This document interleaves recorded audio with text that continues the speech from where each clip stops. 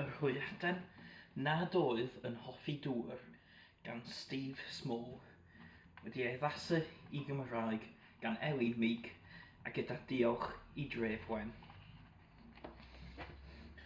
Un tro, roedd hwyaden nad oedd yn hoffi dŵr.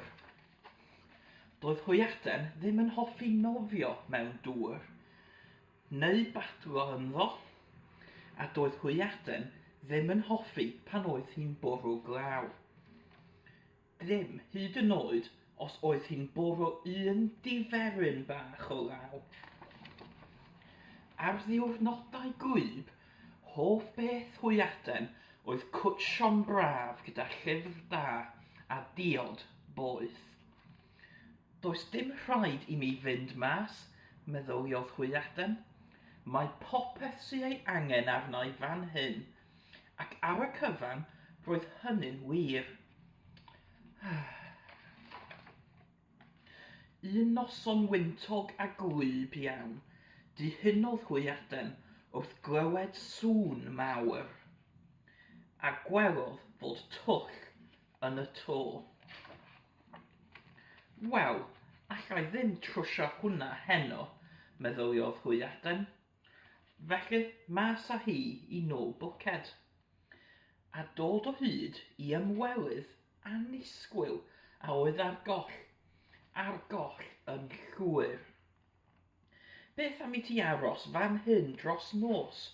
Mae hi'n gynnes ac yn sych yma, meddai hwyaden.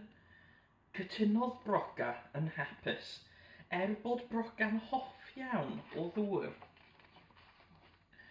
Y bore wedyn, meddai hwyaden, mae angen I ni fynd ati adref, ond yn gyntaf, mae angen I ni gael gwybod ble mae dy gartref di go iawn.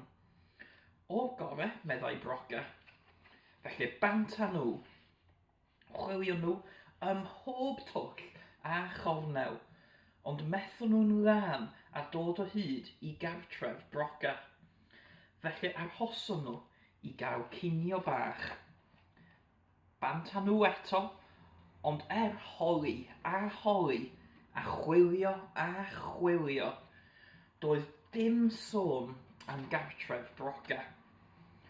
Felly y noson hynno, dyma nhw'n bwyta swper, darllen storïau i'w gilydd, dweud nos da, a mynd i'r gwely. Y bore wedyn, gawodd pelican heibio. Helo, broca, rwyt ti'n bell oddi cartref? Aros, meddai hwyaden, wyt ti'n gwybod ble mae broca'n byw? Wrth gwrs, yr holl ffordd draw yn yr afon nesaf, atebodd pelican. Wyt ti eisiau lifft? Wrth ffarwelio, rhoddodd hwyaden ddwy anrheg I broca, llyfr da ac ymbarel bach. Diolchodd broca yn dawpau, ac mewn chwinciad, chwanen, roedd wedi mynd. Aeth y diwrnodau heibio, roedd popeth fel roedd o'r blaen, ond roedd pethau'n teimlo yn wahanol. Roedd rhywbeth ar goll. Felly bant a hwyaden.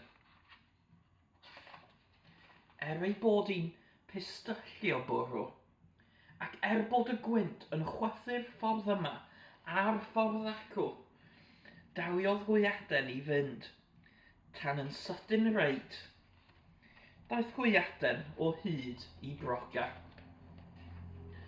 Dyw gartref ddim yn teimlo fel gartref hebddo ti, meddai hwyaden, a dyma broca'n cytuno. Felly aeth hwyaden a broca yn ôl I wneud ei hoff bethau. Aethon nhw I weld eu ffrindiau newydd, darllen storïau i'w gilydd, ac efallai'n bwysicach na dim, trwsio nhw'r twll yn y to.